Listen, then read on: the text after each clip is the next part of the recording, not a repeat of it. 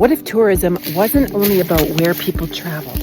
What if it was also about finding the hidden gems that might be hiding out even in your own backyard? Visitors to this region come in all shapes and sizes. Even these guys who are not really obeying the sign, they're visiting too. Sometimes the best stories, they're not the biggest attractions. They're the ones hiding in the bushes.